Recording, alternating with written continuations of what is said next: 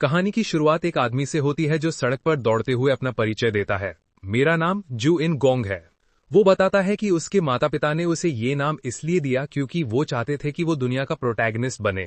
Korean में उसका नाम सच में प्रोटैगनिस्ट का मतलब देता है।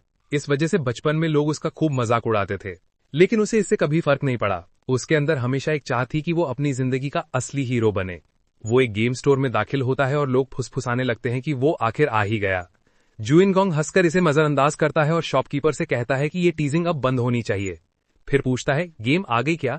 शॉपकीपर मुस्कुराते हुए कहता है कि उसने उम्मीद की थी कि जू इन गोंग जरूर आएगा, इसलिए उसने उसके लिए कॉपी संभाल के रखी थी, नाइट सागा आरी, जो क्लासिक गेम नाइट सागा का रीमेक था।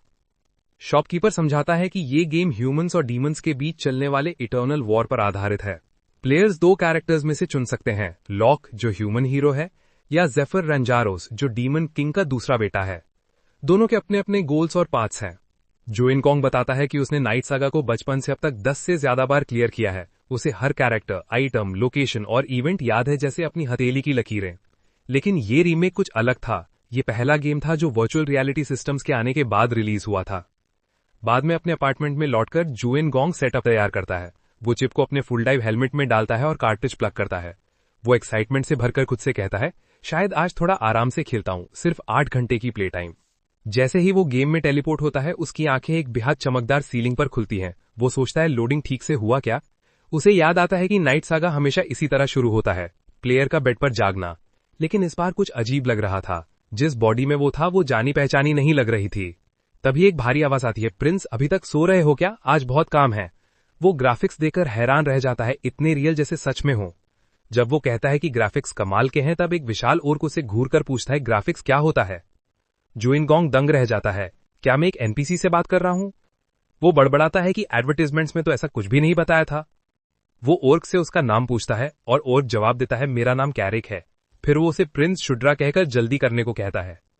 जू इन गोंग तुरंत पहचान जाता है, शुड्रा इग्निस, डीमन किंग का नवा बेटा। वो बुदबुदाता है, क्या? मैंने तो कैरेक्टर चुना ही नहीं, गेम ने खुद मुझे ये रोल दे दिया। वो स्टेटस विंडो खोलता है, लेवल 1, उम्र 14 साल, उसके सारे स्टैट्स सिर्फ 5 हैं। वो सोचता है यहां तक कि एक नॉर्मल एनपीसी के भी 10 होते हैं। फिर वो स्किल्स देखता है, एक कॉन्क्वेस्ट और दूसरी प्रोटैगनिस्ट सेटिंग एडजस्टमेंट। दूसरी स्किल देखकर वो सोच में पड़ जाता है, क्या इसका मतलब वही है जो मैं सोच रहा हूं? तभी कैरिक चिल्लाता है, प्रिंस जल्दी चलिए। जू इन गोंग कहता है, ठीक है कहते हुए बाहर निकलता है और स्टन रह जाता है। सामने एक लंबी लाइन में ओर्क्स खड़े हैं फॉर्मेशन में। वो पूछता है, ये माहौल ऐसा क्यों लग रहा है जैसे हम युद्ध पर जा रहे हों? कैरिक कहता है कि रेड थंडर ट्राइब ने बगावत कर दी है और आज 7वें प्रिंस और 8वीं प्रिंसेस के साथ जाकर अपराइजिंग को दबाने वाले हैं। वो पूछता है, सिर्फ 10 लोग लेकर जा रहे हैं, ये तो पूरी वॉर लग रही है। कैरिक जवाब देता है, प्रिंस मैंने कल ही बताया था कि ये बस एक पेट्रोल है। जू इन गोंग सोचता है कि क्या सच में इसने बताया था, और कैरिक उसे अजीब नजरों से देखता है, आज तुम कुछ अलग लग रहे हो। जू इन गोंग मिनी मैप खोलता है और मुस्कुराता है, मुझे पता था एक तो होगा ही। अब नेविगेशन आसान हो गया था तो वो उसे परमानेंटली ऑन रखता है। तभी उसे एक हिडन पाथ दिखता है और वो सोचता है शायद ये कोई इवेंट हो। वो कैरिक से कहता है, ये रास्ता बहुत स्लो है, मैं एक शॉर्टकट जानता हूं। दोनों जंगल से होकर और एक क्लिफ चढ़ते हुए आगे बढ़ते हैं। जू इन गोंग थककर हांफने लगता है, लेकिन उनके सामने 2 बड़े पत्थर के गेट्स नजर आते हैं। कैरिक आश्चर्य से पूछता है, प्रिंस आपको इस जगह के बारे में कैसे पता? वो पूछता है, क्या आप मैज हैं? जू इन गोंग हंसकर कहता है, नहीं। बाकी ओर्क्स देखते हैं कि वो काफी थक चुका है। वो मानता है कि शायद मैंने अपनी स्टैमिना को अंडर एस्टिमेट कर लिया, लेकिन फिर भी कहता है, चलो देखते हैं ये दरवाजा खुलता है या नहीं। जैसे ही वो आगे बढ़ता है, उसके चारों ओर सुनहरी रोशनी फैल जाती है। वो रुक जाता है, ये क्या हो रहा है? एक नोटिफिकेशन पॉपअप होती है, लेवल अप। वो हैरान होकर कहता है, क्या सिर्फ चलने से लेवल अप हो गई? और भी अजीब बात यह है कि उसकी सारी स्टैट्स 2-2 पॉइंट्स बढ़ गई थी। वो बड़बड़ाता है, ये तो पूरी तरह ब्रोकन सिस्टम है। तभी पत्थर टूटने की आवाज आती है। कैरिक पूछता है, प्रिंस अंदर चले? जू इन गोंग कहता है, पता नहीं अंदर क्या है, लेकिन जब तक साथ हो मैनेजेबल है। वो सोचता है एक सच्चा प्रोटैगनिस्ट कभी गिरने से नहीं मरता, उसे बस एक और चांस मिलता है। वे गुफा के अंदर दाखिल होते हैं। कैरिक कहता है, ये तो ड्वार्फ टनल जैसी लग रही है। जू इन गोंग तुरंत बोलता है, ड्वार्फ्स तो डीमन एरिया में नहीं रहते। जू इन गोंग तुरंत बोलता है कि ड्वार्फ्स को तो इस रीजन में होना ही नहीं चाहिए, वो तो डेमन रेल में रहते हैं। कैरिक जवाब देता है कि अब नहीं, लेकिन बहुत समय पहले रहते थे। जू इन गोंग पूछता है, तो सारे ड्वार्फ्स ने माइग्रेशन कर लिया क्या? कैरिक कहता है कि उसे पूरी कहानी नहीं पता, बस लेजेंड्स हैं जो ऑर्क ट्राइब्स के बीच सुनाई जाती हैं। जैसे जैसे वो लोग कैवर्न के अंदर गहराई तक जाते हैं, कुछ चमक उनकी नजर पकड़ती है। सामने एक बड़ी सी ट्रेजर माउंट पड़ी थी जहां हर तरफ पुराने वेपन्स और आर्मर बिखरे हुए थे। ओर्क्स खुशी से चिल्लाने लगते हैं, जो भी चीज हाथ लगती है उसे उठा लेते हैं। वो कहते हैं कि ये ड्वार्फ्स जरूर बहुत जबरदस्त लूट छोड़कर गए होंगे। जू इन गोंग उन्हें देख के चुप खड़ा रहता है। वो सोचता है कि उसे तो कुछ भी यूज नहीं कर सकता। लेवल रिक्वायरमेंट्स बहुत ज्यादा है और उसके स्टैट्स इतने कमजोर कि बेसिक आइटम भी इक्विप नहीं कर सकता। वो धीरे से कहता है, फिर भी इन्हें संभाल के रखना चाहिए। वो एक आइटम उठा के धीरे से बोलता है, स्टोर। अगले ही पल वो आइटम गायब होकर उसकी इन्वेंट्री में चला जाता है। वो खुद से कहता है, ठीक वैसे ही काम कर रहा है जैसे गेम में करता था, बस आइटम को छुओ और सोचो, वो तुम्हारा हो गया। तभी उसकी नजर मिनी मैप पर जाती है। अचानक आउटर एज पर कई रेड डॉट्स दिखते हैं। वो तुरंत अंदाजा लगाता है कि ये एनिमीज हैं और सभी को पीछे हटने की चेतावनी देता है। बिना किसी वार्निंग के दीवार का एक हिस्सा फटकर टूट जाता है और ब्लास्ट से कई ओर्क्स हवा में उछल जाते हैं। धूल के गुबार से एक विशाल रेड थंडर ओर्क बाहर निकलता है। वो कहता है, हम तुम्हारा इंतजार कर रहे थे। उसका नाम किचिन था, ट्राइब का कमांडर। वो अपने सिपाहियों को आदेश देता है, इन सबको खत्म कर दो। बैटल शुरू हो जाती है। चारों ओर अफरा तफरी मच जाती है। जू इन गोंग के साथ के ओर्क्स एक एक करके गिरने लगते हैं। कुछ जवाबी हमला करते हैं, लेकिन वो गिनती में कम और ताकत में बहुत पीछे हैं। जू इन गोंग पीछे खड़ा सब देखता है और सोचता है, अगर मैं भी थोड़ा हिस्सा लूं तो शायद कुछ एक्सपीरियंस पॉइंट्स मिल जाए। वो धीरे धीरे पीछे से एक रेड ओर्क के पास जाता है जो लड़ाई में उलझा हुआ था और पूरी ताकत से उस पर वार करता है, लेकिन उसकी तलवार उसी पल टूट जाती है। वो हैरान होकर नीचे देखता है, हथियार तो सस्ता कबाड़ निकला। अब रेड ओर्क उसका ध्यान खींच लेता है और गुस्से में उसकी ओर बढ़ता है। जू इन गोंग घबरा जाता है, चिल्लाता हुआ भागने लगता है, लेकिन एक पत्थर से ठोकर खाके मुंह के बल गिर जाता है। एक नोटिफिकेशन चमकती है, 14 हेल्थ लॉस्ट। उसके पास अब सिर्फ 5 महीना बचा था। अब रेड ओर्क उस पर हमला करने ही वाला था कि तभी कैरिक वहां पहुंचता है और उसका वार रोक लेता है। वो चिल्लाता है, प्रिंस तुम क्या कर रहे हो, हटो यहां से। लेकिन जू इन गोंग का शरीर कांप रहा था, वो हिल भी नहीं पा रहा था। वो खुद से कहता है, ये बस एक गेम है, बस गेम। लेकिन डर इतना हकीकत जैसा महसूस हो रहा था कि वो सच में मरने से डर गया। वो बड़बड़ाता है, बस आज के लिए बहुत हो गया, और मेन्यू खोल के लॉग आउट करने की कोशिश करता है। लेकिन उसे कुछ अजीब दिखता है। उसकी स्पीशीज अब गॉन्ड आरवीए लिखी थी और उसके पास कोई एक्टिव स्किल्स या लॉग आउट ऑप्शन नहीं था। वो घबरा जाता है, सोचता है कि क्या वो सच में इस गेम के अंदर फंस गया है। तभी किचन उसकी ओर घूरता है और जादुई मंत्र पढ़ने लगता है। एक के बाद एक मैजिक अटैक्स उसकी तरफ आते हैं जो उसके शरीर को भेद किए उसे क्लिफ वॉल से टकरा देते हैं। उसकी सांसें टूटने लगती हैं और उसकी नजरें धुंधली पड़ने लगती हैं। अचानक उसे लगता है कि वो किसी और जगह है, एक खाली अंधेरा स्पेस, शायद उसके अपने दिमाग के अंदर। वो सोचता है, क्या मैं मर गया? क्या ये आफ्टर लाइफ है? उसे यकीन हो जाता है कि किचन ने उसे मार डाला। लेकिन तभी आगे एक सुनहरी रोशनी जल उठती है। एक औरत की आवाज गूंजती है, तुम्हारा भाग्य अब इस दुनिया से बन चुका है, तुम विजय के जरिए शासन करोगे। उसकी हथेलियां आगे बढ़ती हैं और जू इन गोंग उसकी आंखों को देखता है। दोनों रंग अलग थे, दो दुनियाओं जैसे। वो कुछ पूछने ही वाला था कि रोशनी उसे पूरी तरह निगल लेती है। दोबारा बैटलफील्ड पर हरे ओक्स अभी भी जूझ गए थे। किचन अपने योद्धाओं की मदद के लिए बढ़ता है और हंस के कहता है, इतनी छोटी सी टुकड़ी ने सोचा कि मेरे ट्राइब को चुनौती दे सकती है। फिर आदेश देता है, सभी को मार डालो, किसी को मत छोड़ो। तभी जू इन गोंग धीरे से उठता है। उसे खुद पर भरोसा नहीं हो रहा था कि वो अभी भी जिंदा है। वो सोचता है, क्या अभी जो हुआ वो कोई अवेकनिंग थी? किचन उसे खड़ा देखकर चिल्लाता है, तू अब तक जिंदा कैसे है? तभी उसकी आंखों के सामने एक नोटिफिकेशन चमकती है, टेलीकिनेसिस लेवल 1 अक्वायर्ड। वो खुद से कहता है, कब मिले मुझे ये स्किल? फिर एक और मैसेज आता है, secondary job, night of conquest.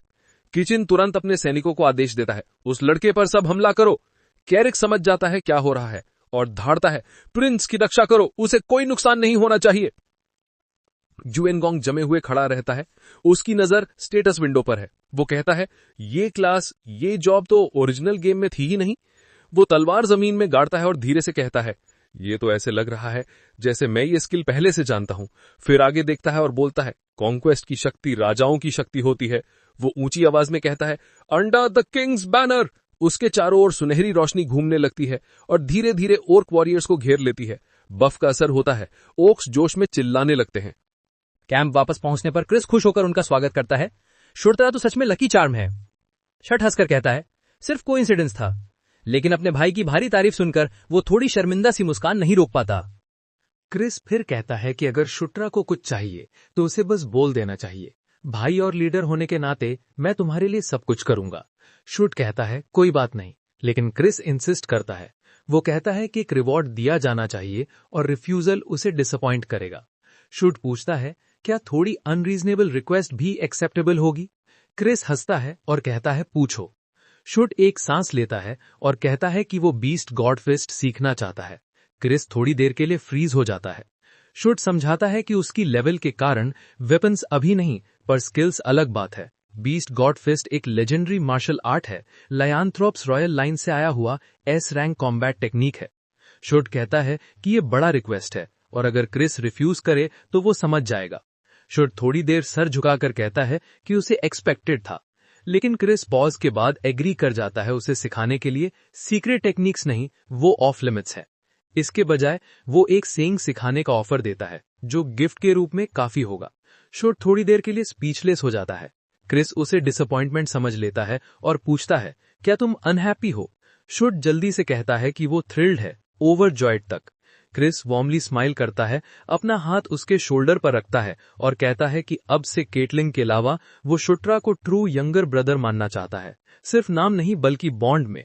Shoot Chris के ऑफर पर सोचता है, सच में सिंसियर जेस्चर है, वेट रखता है और साथ ही ये आइडिया भी गलत नहीं है। वो हेजिटेशन के बिना एग्री कर जाता है। दोनों फर्मली हाथ मिलाते हैं, कुछ नया शुरू होने का संकेत। केटलिन प्लीज दिखती है, सटल लेकिन जेन्युइन स्माइल के साथ। शूट कहता है कि अब से हमें साथ काम करना चाहिए और अच्छा काम करना चाहिए।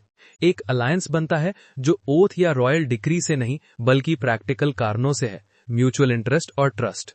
फिलहाल ये एक रेगुलर अलायंस है, लेकिन उसे पता है कि ये कुछ स्ट्रांग बनने की पोटेंशियल रखता है। सीन शिफ्ट होती है, जायगेट पीक्स नियर पोर्टल 3, जिसका माउंटेन्स के अंदर रॉक्स के बीच में एक रेड ऑर्क आउटपोस्ट है। इनसाइड एक टेंट ऑक्स की ग्रुप बात कर रही है। एक कहता है कि एनिमी शायद उसे स्पेसिफिकली टारगेट करने नहीं आई। दूसरा स्कॉफ करता है, हमारी ग्रेट प्रिंसेस यहाँ क्या कर रही है? बाउंड और गैग्ड 6 प्रिंसेस फेलिशिया डूमग्लेड बैठी हैं, उनकी आंखों में कोल्ड फ्यूरी। मीनवाइल शुट्रा अपनी स्टैट शीट चेक करता है। उसकी नजर करिश्मा स्टैट पर पड़ती है, अब लोएस्ट। वो नोट करता है कि जब उसने लेवलिंग शुरू की थी, हर स्टैट लेवल अप पर 2 पॉइंट्स बढ़ रहा था, पर अब करिश्मा सिर्फ 1 पॉइंट बढ़ रहा है। वो सोचता है क्यों ऐसा हो रहा है। ओरिजिनल गेम में करिश्मा और अपीयरेंस अलग थे। अपीयरेंस दिखाता था कि कैरेक्टर अट्रैक्टिव लग रहा है या नहीं। करिश्मा मेजर करता था कि दूसरों की रिस्पॉन्स कैसी है, कितना परसुएसिव या इंस्पायरिंग है। शूट सोचता है, समझ में आता है मेरी प्रोग्रेशन सॉलिड रही है और ओवरऑल मैं ज्यादा फास्ट पावर गेन कर रहा हूं। इंपॉर्टेंट बात यह कि वो लेवल 10 के करीब है। लेवल 10 अनलॉक करता है नया टियर यूनिक स्किल्स के लिए। लॉक के लिए ये एनहांस्ड द चूजन वन, जेफर के लिए strengthen descendant of darkness. Shoot speculate करता है कि लेवल 10 पर पहुंचना शायद उसकी खुद की यूनिक एबिलिटी बूस्ट कर दे। ये वो मोमेंट है जिसका वो इंतजार कर रहा है। कैरिक एंटर करता है और अनाउंस करता है कि प्रिपरेशंस कंप्लीट हैं और पूछता है शुट्रा रेडी है या नहीं। शूट रिप्लाई करता है हाँ रेडी हूं। कैरिक अनयूजुअली चीयरफुल टोन में कहता है, लगता है मूड अच्छा है, क्या हुआ? शूट बस कहता है कुछ नहीं। बाहर ऑर्क यूनिट्स अटेंशन में स्टैंड हैं, रेडी और वेटिंग। शूट सिग्नल देता है और एक्सपेडिशन शुरू होती है। वो माउंटेन्स की रगेड टेरेन क्रॉस करते हुए केव के पास पहुंचते हैं जहां पोर्टल है। इनसाइड लायंथ्रोप मेजेस और वॉरियर्स ऑलरेडी काम में लगे हैं। क्रिस पोर्टल डोर के पास खड़ा ओवरसी कर रहा है। वो मेजेस से पूछता है इन्वेस्टिगेशन कंप्लीट है। एक नोट करता है, कंफर्म करता है कि पोर्टल सच में रिवर नियर जिसका माउंटेन रेंज से कनेक्टेड है। क्रिस पूछता है पोर्टल प्रॉपर्ली फंक्शन कर रहा है? मेज रिप्लाई करता है नो इश्यूज, स्ट्रक्चर स्टेबल है, डोरविन क्राफ्ट्समैनशिप के हिसाब से build to last. Chris activation का ऑर्डर देता है। मेजेस अपना मैना स्टोन गेट में चैनल करते हैं। पोर्टल हम करके लाइफ में आता है, लाइट रेडिएट करता है और माउंटेन्स के बीच पाथ ओपन करता है। क्रिस आगे बढ़ता है। शूट ऑ में देखता है। फंक्शनिंग पोर्टल अप क्लोज देखना ओवरवेलमिंग है। गेम में यूज करना अलग बात थी, पर रियलिटी में ये बहुत अलग है। केटलिन उसे नज करती है, क्या वेट कर रहे हो? शूट अश्योर करता है आ रहा हूं और पोर्टल से स्टेप करता है। टेलीपोर्टेशन सीमलेस है। एक ब्लिंक में वो दूसरी साइड पर है और सामने रेड ऑर्क एनकैंपमेंट इमीडिएटली दिखता है। क्रिस उसके साइड में है और रिमार्क्स करता है एग्जैक्टली एज एक्सपेक्टेड। लेआउट और साइज देखकर एस्टिमेट करता है कि लगभग 5000 ट्रूप स्टेशन्ड है। वो एक्सप्लेन करता है कि अगर अटैक रियर से करें, फर्स्ट ऑब्जेक्टिव होना चाहिए सप्लाई लाइंस। अगर जनरल बॉन्डल फ्रंट से अटैक करे, एनिमी का फोकस डिस्ट्रैक्ट होगा। मीनवाइल इन्फिल्ट्रेटर्स एनिमी के फूड स्टोर्स बर्न कर सकते हैं। सारा सडनली बोलती है, कुछ सही नहीं लग रहा, कैंप हाफ एम्प्टी लग रहा है। क्रिस नोट करता है, ट्रूप काउंट ऑफ लग रहा है। वो स्पेक्यूलेट करता है कि शायद उन्होंने कहीं और ऑलरेडी अटैक किया है। शुड अपना हेड शेक करता है। मार्केट एरिया डे टाइम में एम्प्टी होना लॉजिकल नहीं है। इसका मतलब ये परमानेंट नहीं पर टेम्पररी कैंप है। शर्ट अपना हेड झुकाता है कुछ सुनकर। दूर से स्टील क्लैश होने की आवाज आ रही है। वो पूछता है, ये साउंड क्या है? साउंड फेंट है लेकिन अनमिस्टेकेबल है। क्रिस कहता है कि अपने ऑरा को अपनी आंखों में फोकस करे। शर्ट ऐसा करता है और जैसे ही अपनी विजन एनहेंस करता है, सामने का बैटलफील्ड क्लियर हो जाता है। रेड ऑक्स लड़ रहे हैं, लेकिन जिनसे वो लड़ रहे हैं वो बॉन्ड के नहीं हैं। केटलिन भी सेम नोट करती है, पूछती है, ये और फाइटर्स कौन है? क्रिस कंफर्म करता है कि बॉन्ड के आज कोई एंगेजमेंट शेड्यूल नहीं थी, टाइमिंग मैच नहीं हो रही। शटरा अपनी आंखें नैरो करता है और फाइनली उन्हें क्लियरली देखता है। एजाइल वॉरियर्स, छोटे बिल्ड वाले, स्विफ्ट ड्रेकोस पर माउंटेड। वो इंस्टेंटली पहचान लेता है, डार्क एल्व्स। शट अलाउड कहता है, mounted warriors definitely dark elves हैं। केटलिन स्टन्ड हो जाती है, पूछती है, आर यू श्योर? शट रिप्लाई करता है कि स्मॉलर बिल्ड्स और ड्रेको माउंट से ऑब्वियस है। क्रिस बैटल शिफ्ट को वॉच करते हुए नोट करता है कि डार्क एल्व्स रिट्रीट कर रहे हैं। उनका लीडर शायद गिर गया होगा और अब वो फास्ट पीछे हट रहे हैं। कैरिक आफ्टरमैथ को देखते हुए पूछता है, क्या सच में फाइट खत्म हो गई है? शट का माइंड रेस करता है, सोचता है कि डार्क एल्व्स यहां क्यों हैं। एनकैंपमेंट में जनरल बॉन्डले क्रिस से कॉन्वर्सेशन कर रहे हैं। बॉन्डल बताते हैं कि उन्हें खबर मिली है प्रिंस क्रिस की फोर्सेस ने ड्वर्फ पोर्टल डिस्कवर किया। वो इम्प्रेस्ड हैं लेकिन क्यूरियस भी हैं। पूछते हैं, कैसे पता चला कि पोर्टल कहां ले जाएगा? क्रिस क्लैरिफाई करता है कि ये उसकी मेहनत नहीं थी। 9th प्रिंस शट्रा ने पोर्टल का डेस्टिनेशन डिस्कवर किया। शट मॉडेस्टली कहता है कि बस लक था। बॉन्डले को देखकर एक अजीब वार्मथ महसूस होती है। पास्ट प्लेथ्रूज में बॉन्ड हमेशा की फिगर थे, फॉर्मिडेबल, लॉयल, डेडली। बॉन्डले कहता है, इतनी शार्प वर्क डिजर्व करती है रिकॉग्निशन और शटरा को प्रॉपरली रिवॉर्ड मिलेगा डीमन किंग के कैसल में। क्रिस सब्जेक्ट शिफ्ट करता है, पूछता है कि पहले एनकैंपमेंट के बाहर जो स्कर्मिश हुई थी वो क्या थी? बॉन्डले एक्सप्लेन करता है कि डार्क एल्व्स अनएक्सपेक्टेडली बैटल में अपनी इनिशिएटिव से शामिल हो गए थे। क्रिस पूछता है, क्या उन्हें कैसल से रीइंफोर्समेंट भेजा गया था? बॉन्डले एडमिट करता है कि सिचुएशन अनक्लियर है। बॉन्डल बताता है कि डार्क एल्व्स ने कहा था कि वो प्रिलिमिनरी स्काउट कर रहे थे बिफोर फॉर्मली कैंपेन ज्वाइन करने के, लेकिन चीजें स्पाइरल आउट ऑफ कंट्रोल हो गईं। अब एक बड़ा प्रॉब्लम है। क्रिस पूछता है, क्या प्रॉब्लम है? बॉन्डल रिवील करता है कि डार्क एल्फ यूनिट का कमांडर रेड ऑक्स ने कैप्चर कर लिया है। क्रिस कहता है, यही सडन रिट्रीट का रीजन था। शटरा पूरी तरह फोकस्ड होकर पूछता है, उनका मिसिंग कमांडर कौन है? बॉन्डले कहता है कि कैप्चर्ड कमांडर कोई ऐसा है जिसे सब जानते हैं, कोई और नहीं, 6th प्रिंसेस फेलिशिया डूमब्लेड, उनकी सिस्टर। क्रिस और केटलिन स्टार्टल्ड ग्लांस एक्सचेंज करते हैं। दोनों विजिबली कॉट ऑफ गार्ड हैं। शटरा रिकॉल करता है कि फेलिशिया 3rd क्वीन की बेटी है जो पहले डार्क एल्फ प्रिंसेस थी और नाम था डूमब्लेड। वो 5th प्रिंस सिल्विन की ट्विन सिस्टर भी है। ओरिजिनल गेम में फेलिशिया और सिल्विन लॉयल थे 4th प्रिंसेस एनेस्थेसिया नेक्रियन के फैक्शन के। वो हमेशा एंटेगनिस्ट के रूप में थे। तो अब फेलिशिया यहाँ इस टाइमलाइन में क्या कर रही है? शर्ट सोचता है कि शायद उसने खुद को कॉन्फ्लिक्ट में इंसर्ट किया है क्रेडिट लेने के लिए या ऑपरेशंस डिसरप्ट करने के लिए। क्रिस स्पेक्यूलेट करता है कि शायद रेड ऑक्स को नहीं पता कि उनके पास कौन है। शायद उन्हें नहीं पता कि वो रॉयल हैं। बॉन्डल कहता है कि उसने अभी कंफर्म नहीं किया है। क्रिस पूछता है कि प्लान क्या है? बॉन्डल कहता है कि आइडियली दे रेस्क्यू हर, लेकिन अपनी पूरी फोर्स रिस्क पर नहीं। अगर मौका मिले तो स्ट्राइक करेंगे।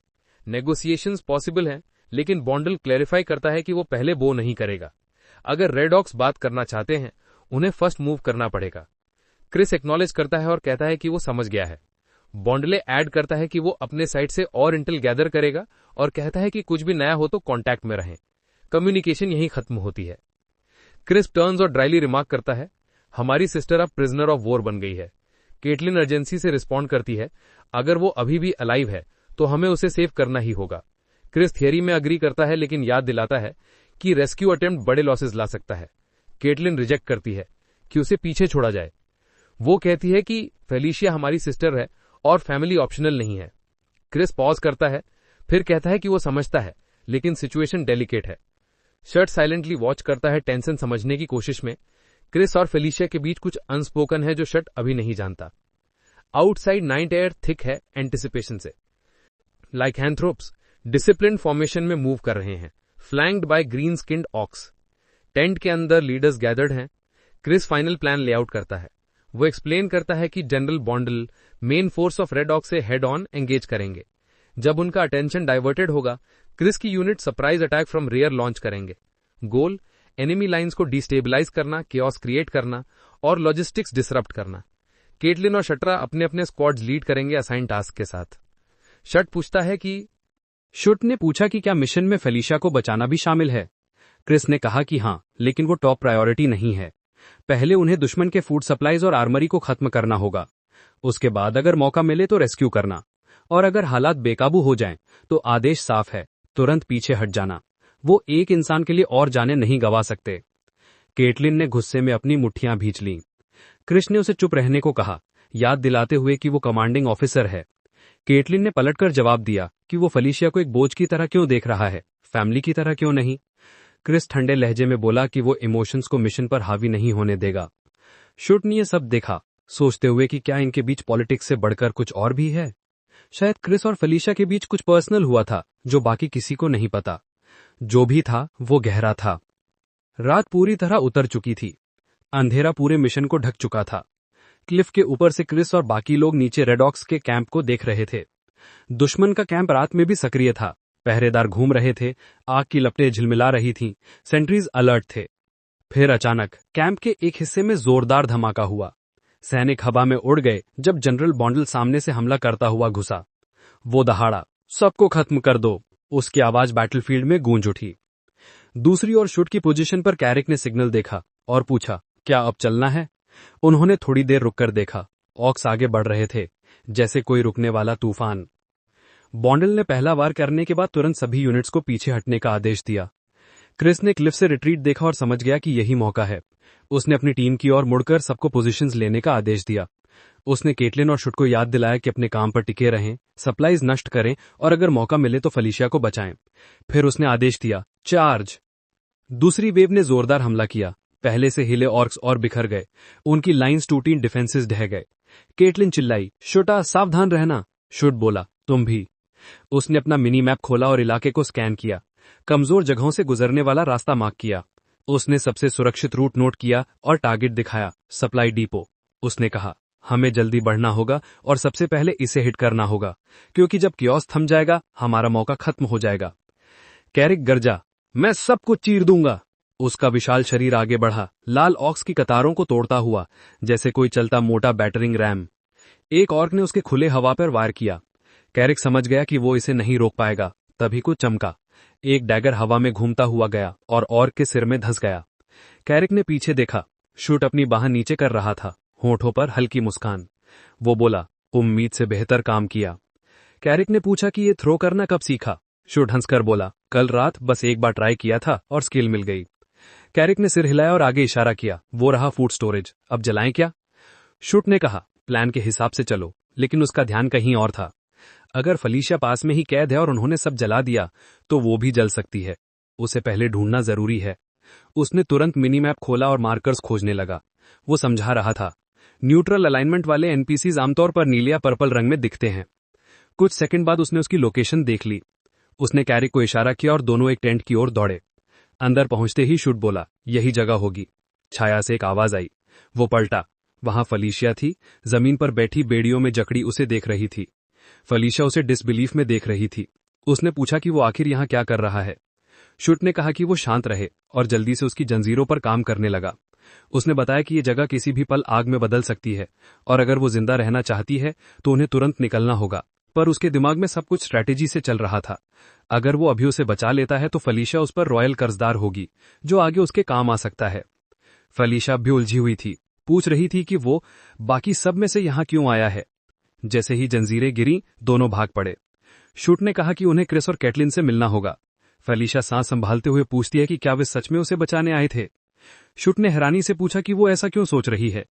फेलिशिया ने कहा कि वो नहीं जानता कि इस सब के पीछे की पॉलिटिक्स कितनी गहरी है। ये इतना आसान नहीं है। वो कुछ और कहती उससे पहले ही कैरिक की आवाज आई, दुश्मन के रीइंफोर्समेंट्स आ रहे हैं। शुट ने फेलिशिया को पास रहने को कहा। वो सिर हिलाती है, लेकिन हल्का सा रुककर पूछती है कि उसने उसका नाम इतने कैजुअली कब लेना शुरू कर दिया। भागते हुए उसे कुछ चमक दिखाई दी, खतरे की आहट। पीछे से एक स्पीयर आ रहा था। उसने चिल्लाकर चेतावनी दी और शुट मुड़ा, लेकिन देर हो चुकी थी। भाला उसकी पीठ के आर पार चला गया। उसके मुंह से खून फूटा और उसका पूरा शरीर अचानक आग में जल उठा। कैरिक और फेलिशिया ने उसका नाम चिल्लाया। दोनों के चेहरों पर डर था। शुट आग में घिरा गिर पड़ा। फेलिशिया की सांसें तेज हो गईं, पैनिक बढ़ता जा रहा था। एक और उसकी ओर दौड़ा, लेकिन उसके पहुंचने से पहले ही एक फायरबॉल आकर उसके चेहरे पर फटा, उसे हवा में उछाल दिया। फेलिशिया ने पिलट कर देखा तो शुट खड़ा था, धुएं के बीच से धीरे धीरे चलता हुआ। उसके शरीर से हल्की चमक निकल रही थी। अब उसके पास फायर एरो स्किल में मोना कंट्रोल लेवल 1 था। उसके होठों पर आत्मविश्वास भरी मुस्कान आई और उसने जलते तीरों की बरसात शुरू कर दी, चारों ओर आग फैलाने के लिए। खुद से हंसा, बोला कि यही ताकत वो ढूंढ रहा था, असली मैजिक, जंगली विस्फोटक और सच्चा सुख देने वाला। लेवल 1 पर भी फायर एरो किसी मीटियोर की तरह टकरा रहा था। फिर पीछे से ठंड की एक लहर फटी। शुट ने देखा कि एक लाल ऑर्क मेज दूसरी स्पेल तैयार कर रहा था, इस बार आइस एरो। उसने तीर बनते देखा और उसे फेलिशिया की ओर निशाना बनाते देखा। फेलिशिया उसकी ओर दौड़ी, पूछते हुए कि वो ठीक है या नहीं। शुट ने उसे धक्का देकर पीछे किया और कहा कि वो दूर रहे। उसके मन में चल रहा था कि वो उसे चोट नहीं लगने देगा, क्योंकि ये लड़ाई उसी ने शुरू की थी। अब ये उसकी जिम्मेदारी है। तीर टकराए, बर्फ का धमाका हुआ, टुकड़े हर दिशा में बिखर गए। जब धुंध छटी, शुट सीधा खड़े रहने की कोशिश कर रहा था। उसके सीने में एक तीर धंसा था। उसका हेल्थ बार 95 में से 13 पर गिर गया था। वो हांफते हुए मुश्किल से होश में था। एक और वार और वो खत्म। फेलिशिया उसकी ओर भागी, उसे डांटते हुए बोली कि वो इतना बेवकूफ कैसे हो सकता है। उसने पूछा कि उसे हीरो बनने के लिए किसने कहा। शुट मुस्कुराया, हल्का अम्यूज्ड। वो सोच रहा था कि क्या वो सच में परवाह कर रही है या बस दिखावा। वो फिर बोली कि वो भाई बहनों में सबसे कमजोर है, फिर उसे बचाने की कोशिश क्यों कर रहा है। शुट ने वह की मुस्कान दी, सोचते हुए कि उसका गलतफहमी में रहना उसके लिए बेहतर है। उसने देखा कि दुश्मन मीच बेहोश पड़ा है। फेलिशिया उसके पास झुकी और पूछा कि उसने मैजिक कहां से सीखा। शुट को एहसास हुआ कि वो जितना उसने सोचा था उससे कहीं ज्यादा ताकतवर है, और अब वो सोच रही थी कि उसने ये सब उसके लिए किया। उसके सीने के पास हल्की हरी रोशनी चमकी। फेलिशिया उसे हील कर रही थी। उसके हाथों से जादुई रोशनी उसकी त्वचा में समा रही थी। घाव बंद हो रहे थे। शुट हैरान था, उसे हील स्किल मिल गई। उसके स्किल लिस्ट में एक नई ताकत जुड़ गई थी। वो सोचने लगा कि अगर वो ऐसे ही हमलों से बचता रहा तो शायद एक दिन सब कुछ सीख जाएगा। उसने बड़बड़ाया कि उसकी हीलिंग मैजिक पागलपन जैसी है, पर ऐसी ही उम्मीद थी उस जनरेशन के जीनियस मेज से। फेलिशिया ने पूछा कि अब कैसा महसूस कर रहे हो, क्या चल सकते हो। शुट ने कहा कि अब ठीक है, थैंक्स टू हर। वो पूछने ही वाली थी कि उसका मतलब क्या है, तभी गुफा में भारी कदमों की आवाजें गूंजने लगीं। दोनों ने मुड़कर देखा और जो दिखा उसने उनकी रूह जमा दी। एक विशाल लाल त्वचा वाला दानव सामने आ रहा था। उसका आकार डरावना, उसकी उपस्थिति दम घुटने वाली। फेलिशिया ने पूछा कि ये क्या है। शुट ने गंभीर आवाज में कहा, यह ब्लड ओगर है, एक म्यूटेटेड वेरिएंट, साधारण से कहीं ज्यादा खतरनाक। फेलिशिया ने पूछा कि क्या उसे इसके पार होकर ही निकलना होगा। शुट ने कहा हाँ। ओगर गुर्राया, अपनी छाती पीटता हुआ और दोनों पर झपटा। वे भागे और शुट, जो अब भी घायल था, सोच रहा था कि गेम की इतनी शुरुआती अवस्था में वो इस राक्षस से कैसे लड़ेगा। ब्लड ओगर ने अपनी मुट्ठी जमीन पर मारी, जमीन फट गई। शॉकवेव बाहर फैली, दोनों भाई बहनों को हवा में उछाल दिया। शुट अविश्वास में देख रहा था। उसे यकीन नहीं हो रहा था कि इतनी बड़ी चीज इतनी तेज कैसे हो सकती है। उसकी बहन चिल्लाई कि उसे ओगर का ध्यान भटकाना होगा, वो मौका पाकर अपना जादू इस्तेमाल करेगी। घबराहट में उसने पूछा कि वो ऐसा कैसे करेगा। ब्लास्ट ने दोनों को और पीछे उछाल दिया। उसकी आवाज डर में टूट गई, लेकिन उसी डर के बीच एक विचार उसके मन में कौंधा,